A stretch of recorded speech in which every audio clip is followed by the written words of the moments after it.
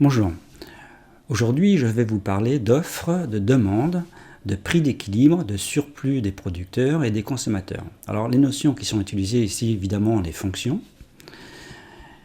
Il y aura en plus la fonction exponentielle et la fonction log, les deux fonctions qui vont apparaître. Et il y a également des calculs d'intégrale. Donc ça utilise pas mal de notions mathématiques. Le contenu du programme d'options complémentaires. Alors de quoi s'agit-il? Alors ici, vous avez une entreprise qui produit des gommes et on va considérer que ce sont des millions de gommes qui sont produites. Et vous avez le point de vue donc, du producteur et le point de vue des consommateurs. Alors là, on suppose que nous sommes en concurrence pure et parfaite, ça veut dire tout ce qui est produit est acheté. Alors pour un consommateur, regardons le point de vue des consommateurs. Le consommateur, lui, plus le prix unitaire d'une gomme est élevé, moins il est prêt à acheter des gommes.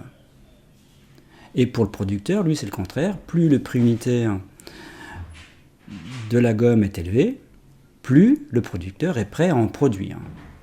Alors, reconnaissons des deux courbes, celle qui correspond au producteur et celle qui correspond au consommateur. Eh bien, celle qui correspond au consommateur, c'est la courbe rouge, elle est décroissante. Alors, essayons de comprendre de quoi il s'agit, pourquoi c'est la courbe rouge qui correspond au consommateur, donc ça correspond à la demande, parce que ici, par exemple, le point C, que signifie le point C? C'est un point de la courbe. Le point C, les coordonnées sont ici 1,1 et 1,67. Alors, l'abscisse, ça correspond à une quantité, ici donc en millions, donc ici 1, c'est-à-dire 1 million de gommes, et l'ordonnée, c'est le prix unitaire d'une gomme. Donc l'ordonnée, c'est, vous voyez, 1,67. Ça veut dire, pour un prix d'1,67 €, les consommateurs sont prêts à acheter 1 million de gommes, à ce prix-là. Et évidemment, si on prend un prix plus élevé, donc prendre un prix plus élevé, ça revient à prendre un point par là, vous voyez. Donc dire que le prix est plus élevé, le prix unitaire est plus élevé, ça veut dire que l'ordonnée est plus élevée. Donc ici, vous voyez, j'ai pris un prix unitaire de 2,36, 2,36 €, donc le prix d'une gomme, c'est l'ordonnée. Et bien ce prix-là, les consommateurs sont prêts à acheter seulement 560 000 gommes. Donc c'est bien la courbe rouge qui correspond à la demande, donc du point de vue des consommateurs. Et l'autre courbe, la bleue, ça correspond à l'offre, c'est-à-dire le point de vue du producteur, parce que pour le producteur, plus le prix de la gomme est élevé, plus lui est prêt à produire des gommes.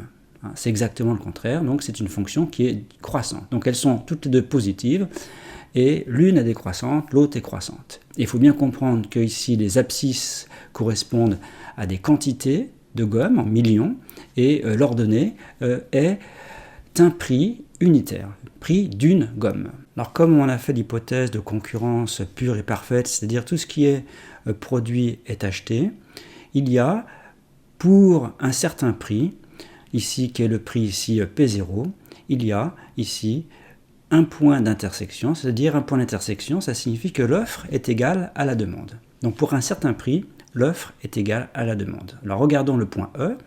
Le point E ici, ses coordonnées sont 1,67, 1,15. Ça veut dire que pour un prix de 1,15 €, eh bien, les consommateurs sont prêts à acheter 1 670 000 gommes et les producteurs sont prêts à produire la même quantité, c'est-à-dire 1 670 000 gommes. Donc il y a égalité de l'offre et de la demande. Donc c'est le premier point, donc on va donner deux fonctions. La première chose qu'il faudra faire, c'est de trouver ici ce point d'intersection. Et donc pas seulement son abscisse, mais son ordonnée. L'ordonnée, c'est donc ce qu'on appelle le prix d'équilibre. Ça, c'est le premier point de vue. Maintenant, le deuxième point de vue, c'est le point de vue des surplus. Alors commençons par le surplus des consommateurs.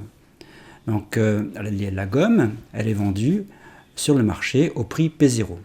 P0, l'ordonnée du point E, c'est 1,15 €. Elle est vendue à ce prix-là, la gomme.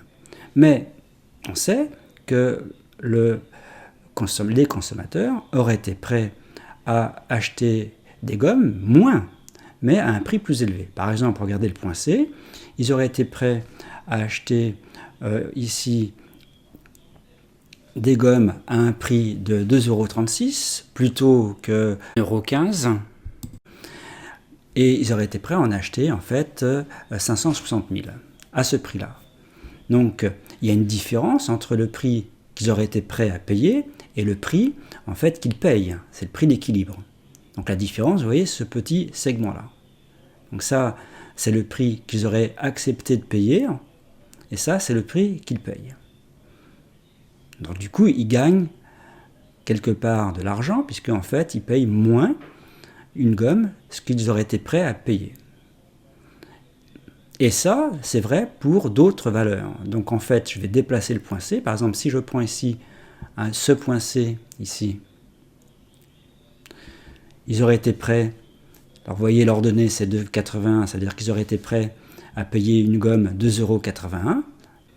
Donc en fait je vais balayer ici le point C sur la courbe jusqu'au point E.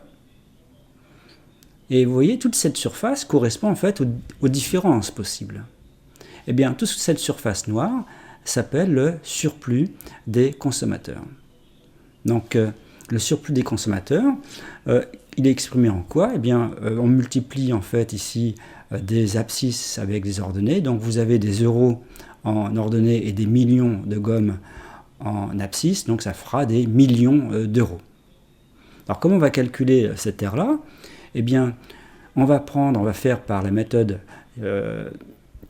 de soustraction, c'est-à-dire qu'on va prendre toute l'aire qui est située sous la courbe rouge. On sait que l'aire située sous la courbe rouge, comme c'est une fonction qui est positive, c'est l'intégrale. Donc on fera l'intégrale de la demande, donc de la courbe ici, donc c'est la fonction g, de 0 à q0. Donc tout ce qu'il y a sous la courbe rouge, moins l'aire du rectangle. Hein, ce qui est en noir, c'est tout ce qu'il y a sous la courbe rouge, moins l'aire du rectangle ici, O, P0, E, Q0. Donc on fera les calculs, c'est l'autre vidéo où on fera les calculs. Ça, c'est le point de vue des consommateurs. Et on parle de surplus des consommateurs. Donc maintenant, on va faire la même chose, mais du point de vue des producteurs. Et on va parler donc du surplus des producteurs. Donc vous voyez, cette fois-ci, j'ai considéré le point H ici. Le point H, c'est donc bien un point de la courbe qui correspond à l'offre, donc du point de vue du producteur. Alors ça veut dire quoi ce point H? Ça veut dire que ce point H, ses coordonnées sont ici 0,39, 0,61. Ça signifie que le producteur de gomme aurait été prêt à produire 390 000 gommes à un prix de vente de 61 centimes la gomme, tandis que le prix unitaire de vente est de 1,15 €. Ils auraient été prêts à produire moins certes, mais à un prix unitaire plus bas. Et ils vendent en fait à un prix unitaire plus fort. Donc du coup, ça leur permet quelque part de gagner de l'argent. Et ce qu'ils gagnent en fait, ça correspond à la longueur ici du segment des H. Et on va faire ça pour d'autres quantités. À d'autres quantités, pour une autre quantité, ils auraient été prêts quand même à vendre la gomme à un prix unitaire plus bas que le prix d'équilibre. Donc si on parcourt ici, si on fait la même chose, vous voyez, on va faire tous ces petits segments, tout ce qu'ils auraient été prêts en fait à vendre à un prix plus bas. Et ce qu'on appelle le surplus des producteurs, eh bien c'est exactement l'aire ici en noir. Alors comment va-t-on cette fois-ci calculer l'aire en noir? Donc c'est toujours par soustraction. On va faire l'aire du même rectangle, c'est-à-dire le rectangle P0, E, Q0, O. Vous voyez ce rectangle-là, on va prendre l'aire de ce rectangle moins l'aire de la surface située sous la courbe bleue. Donc le rectangle moins l'aire sous la courbe bleue. Et l'aire sous la courbe bleue, comme la courbe bleue, ça correspond donc à l'offre, c'est une fonction qui est positive et continue. L'aire sous la courbe bleue, c'est donc une intégrale. Alors résumons au niveau des calculs qu'on aura à faire. On va vous proposer donc deux fonctions f et g. Donc il faudra reconnaître celle qui est l'offre et l'autre la demande. Donc il y en aura une qui sera croissante et l'autre décroissante déjà. Il faudra trouver le point d'intersection des deux courbes. On verra comment on fait les calculs. Donc on trouvera l'ordonnée de ce point d'intersection, c'est le prix d'équilibre, c'est P0. Et ensuite, il y aura deux calculs d'air. Donc le surplus des consommateurs, c'est l'air sous la courbe rouge moins l'air du rectangle, OP0, EQ0. Et le surplus des producteurs, c'est l'air du rectangle, OP0, EQ0, moins l'air sous la courbe bleue. Donc ça fait appel à tout un tas de contenus mathématiques correspondant au programme.